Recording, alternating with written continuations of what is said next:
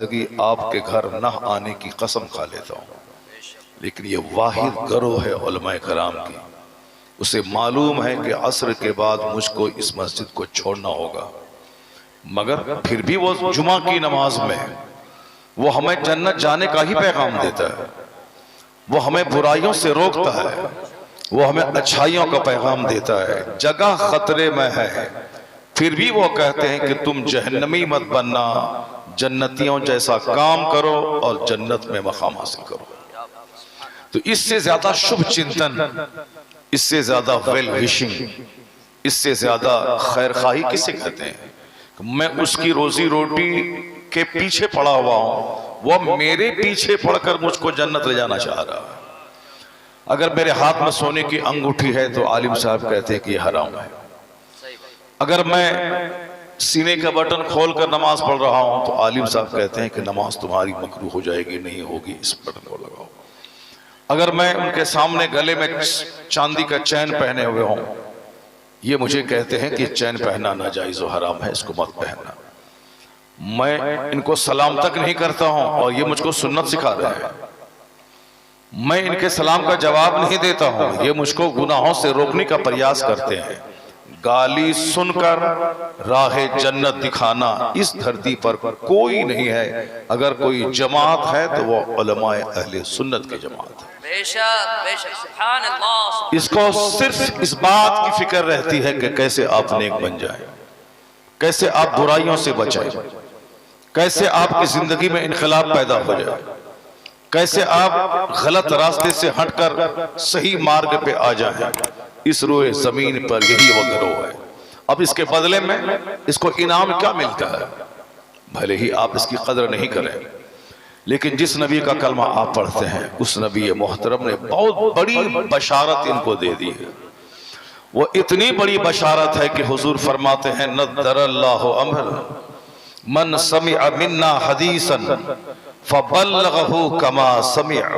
आका फरमाते हैं, अल्लाह उसे खुश रखे, अल्लाह उसे हरा भरा रखे जो मेरी हदीस सुनता है और दूसरों को सुनाता है। सुभान अल्लाह, सुभान अल्लाह। इसी हदीस रसूल का इनाम है कि उस दयार में जहां लोग अपने इमाम साहब के हुजरे में जाकर उनसे पैसा ले लेते हैं, उनका बिस्किट खा लेते हैं, उनकी चाय पी लेते हैं, उसके बावजूद उनकी शेरवानी देखें जो हमारे इलाके के 100 बीघा जमीन का जोतने वाला उतनी अच्छी शेरवानी नहीं पहनता है जितनी अच्छी शेरवानी हमारी मस्जिद के इमाम पहनते हैं। सुभान अल्लाह, सुभान अल्लाह। 100 बीघा जमीन का जोतने वाला उतनी अच्छी खुशबू नहीं लगाते हैं जितनी अच्छी खुशबू इस इमाम के हुजरे में 5 बोतल की शक्ल में रहती है।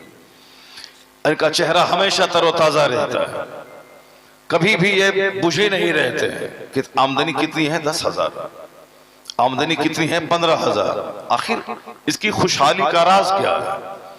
ये हमेशा मस्त क्यों रहते हैं? पहले साइकिल पे चलते थे, लेकिन आज ये मोटरसाइकिल पे चलते हैं। उनको तेल की फिक्र नहीं होती है। जो स्कूल में नौकरी करते हैं 50,000 महीना कमाते हैं, तनख्वाह मिलने के बाद उनको फिक्र होती है कि मैं महीने भर के पैसे बचा के रखूं ताकि पेट्रोल में बाइक में डाल सकूं, लेकिन इनको कोई फिक्र नहीं होती है। रास्ते से चले, फातिहा पढ़ी, अल्लाह ने 500 रुपए इनको दे दिया। क्या बात है। रास्ते से गुजरे, कहा हुजूर मेरी दुकान में कदम रख दीजिए, बरकत नहीं है, कदम रख दिया, 100 रुपए मिल गए। इनको पेट्रोल की फिक्र नहीं है, हमेशा मस्त रहते हैं। बात क्या है? ये मुस्तफा के दीन की खिदमत करते हैं। इसलिए हुजूर ने इनको दुआ दे दी है कि नद्दरल्लाह, नद्दरल्लाह का मतलब होता है अल्लाह मेक हिम ग्रीन, अल्लाह इसे हरा भरा रखे। हरा भरा बंदा 1 करोड़ कमाने के बाद भी नहीं रहता अगर वो मकरूज हो जाए।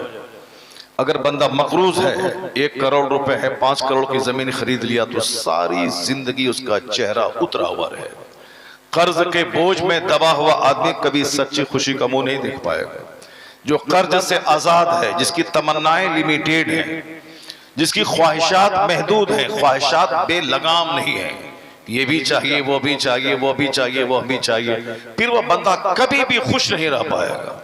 जो सब्र और कनात से काम करे, जिनकी तमन्नाएं लिमिटेड हों, ख्वाहिशात बिल्कुल महदूद हों, उसका चेहरा हमेशा ग्रीन रहता है।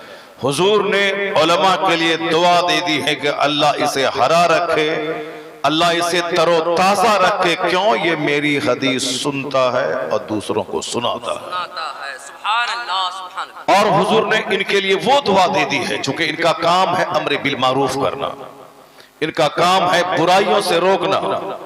और जिसके ताल्लुक से कुरान करीम में अल्लाह ने कहा कुंतुम खैर उम्मा, you are the best community, तुम बेहतरीन गिरोह हो इस रोए जमीन पर।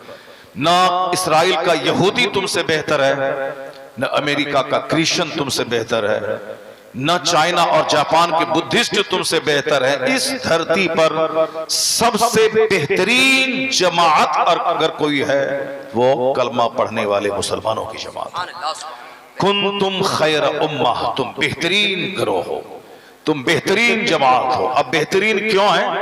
इसलिए नहीं कि हम खूबसूरत हैं, इसलिए नहीं कि हम बहुत मालदार हैं, इसलिए नहीं कि हम बहुत अच्छा कपड़ा पहनते हैं, नहीं। अल्लाह ने दौलत तो उनको ज्यादा दी है जो अल्लाह रब्बुल इज्जत की बात नहीं मानते, चूंकि दुनिया जलील है और अल्लाह जलीलों को ज्यादा देता है।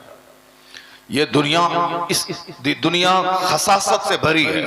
इस दुनिया की फितरत क्या है? आला हजरत की जबान में शहद दिखाए, जहर पिलाए, कातिल डाइन शौहर खुश। ये दुनिया कातिल है जो अच्छे अच्छे लोगों को कत्ल कर चुकी है। डाइन है, डाइन अपनी औलाद को भी खा जाती है। इस दुनिया से जो जितना ज्यादा प्यार करता है दुनिया उसे डस लेती है। इस दुनिया से जिस कदर मोहब्बत करता है बंदा उसे तबाह हो बर्बाद कर देती है दुनिया। शौहर कुश, अपने शौहर को कत्ल करने वाले। जो इस दुनिया को ज्यादा चाहता है उसी को दुनिया डंक मारती है। जिस तरह तवाइफों की खसलत होती है, कभी इसके पास, कभी उसके पास, कभी उसके पास, उसी तरह से इस दुनिया की खसलत है। ये दुनिया की दौलतें कभी इसके पास, फिर उसको जलील करके दूसरे के पास, फिर उसको कत्ल करके तीसरे के पास, फिर उसको सड़क पे लाके चौथे के पास। इसलिए दुनिया जलील है, अल्लाह जलीलों को ज्यादा देता है। और सबसे बड़ी दौलत है ईमान की दौलत, जो अल्लाह सबको नहीं देता। जिससे अल्लाह मोहब्बत करता है उसे ईमान की दौलत देता है। सुभान अल्लाह, सुभान अल्लाह। इस माना कर आप कभी भी नहीं रोएं कि मैं गरीब हूं।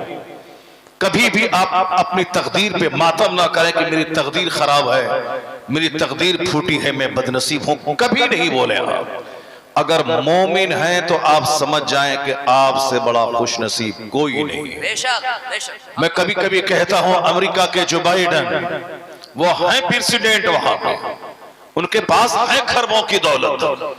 वहां के बिल गेट्स जो दुनिया के सबसे बड़े मालदार कहलाते थे, वो हैं सबसे बड़े मालदार। लेकिन अगर बहादुरगंज, LRP चौक, जोरेल शरीफ का कोई एक मजदूर जो रोजाना सुबह जाता है बाजार काम करने, ईंट ढोता है, 500 रुपए लेके घर आता है और सर ढापता है तो पांव खुल जाते हैं, पांव को ढकने की कोशिश करता है तो सर खुल जाता है, हमेशा परेशान रहता है। लेकिन वह मजदूर इस नुक्ते नजर से अमेरिका के बिल गेट से करोड़ों गुना बेहतर है कि उनके पास दौलत है, इनके पास सबसे बड़ी दौलत ईमान की दौलत है। अगर बिल गेट्स इस मजदूर को कहे कि मैं खरबों का घर तुमको दे दूंगा, मगर मेरे घर में एक सोने का बुत है, एक डायमंड की मूर्ति है, तुम्हें उसके सामने सजदा करना होगा, मैं एक खरबों का घर तुझे दे दूंगा। अगर मुसलमान है, वो ईमान की सच्चाई को जानता है, आलिमों की सोहबत में रहता है, आखिरत और जन्नत पे उसकी नजर है, इस दुनिया की बेसबाती को जानता है, मैं यकीन के साथ कहता हूं कि मजदूरी करने वाला वो मजदूर इस पेशकश को ठुकराते हुए कहेगा, मैं तेरे खरबों रुपए के घर पे थूकता हूं।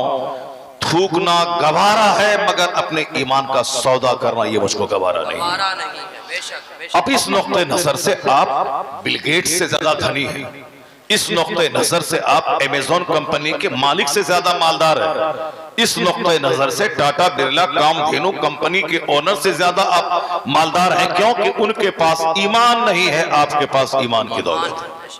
तो अब आपने उस ईमान के लिए कोई मेहनत नहीं की है कि मैंने 50 दरवाजे पे जाके 50 लोगों से मैंने डिबेट करके तब इस नतीजे पर पहुंचा हूं कि इस्लाम ही सबसे सुपीरियर मजहब है, मैंने इस मजहब को कबूल किया है।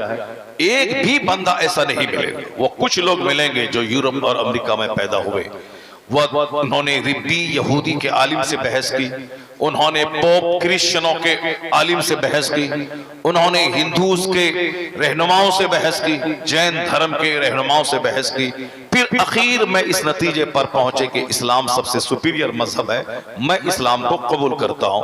वो कह सकता है कि मैंने जुस्तजू करके, मैंने खोज कर, मैंने डिस्कवर करके, मैंने मेहनतें करके इस्लाम को सच पाया है। लेकिन आपने इस तरह की कोई मेहनत नहीं की है। आप न किसी पोप के पास गए कि बताओ कौन सा मजहब सच है, न किसी आप रिब्बी के पास गए कि बताओ कौन सा मजहब सच है, न आप किसी हिंदू के धर्म गुरु के पास गए तुम ये बताओ कि तेरा मजहब क्या कहता है। नहीं, आपने 2-4-10 मजहबी रहनुमाओं के पास आप नहीं गए। आप मुसलमान इसीलिए हैं कि आप मुसलमान घर में पैदा हुए। अगर अल्लाह ताला आपको किसी क्रिश्चियन घर में पैदा कर देता, अगर अल्लाह ताला आपको अमेरिका के यहूदी घर में पैदा कर देता, तो आप भी सारी जिंदगी यहूदी रहते, यहूदी ही मर के जहन्नम चले जाते। अगर आप हिंदुस्तान के किसी ब्राह्मण घर में पैदा हो गए होते तो सारी जिंदगी आप ब्राह्मण रहते और सारी जिंदगी इस्लाम के खिलाफ बोलते रहते और फिर उसी हालत में मर के सीधे आग में पहुंच गए होते। लेकिन किसने आपको मुसलमान बनाया? किसने ईमान की दौलत आपको दी? आप क्यों है मोमिन? इसलिए कि आपको सिर्फ और सिर्फ अल्लाह ने अपने फजल से मोमिन घर में पैदा किया, इसलिए आप मोमिन हैं कि मोमिन घर में अल्लाह ने पैदा किया। आपकी किसी भी मेहनतों का कोई दखल उसमें नहीं है, ना आपकी कोशिशों का दखल है। आप लोग तशरीफ रखिए, तशरीफ हाँ, रखिए। किसी की तबीयत बिगड़ गई है, तबीयत खराब हो गई, उठाओ। हाँ, पानी बोतल तबीयत दे दीजिए। खराब।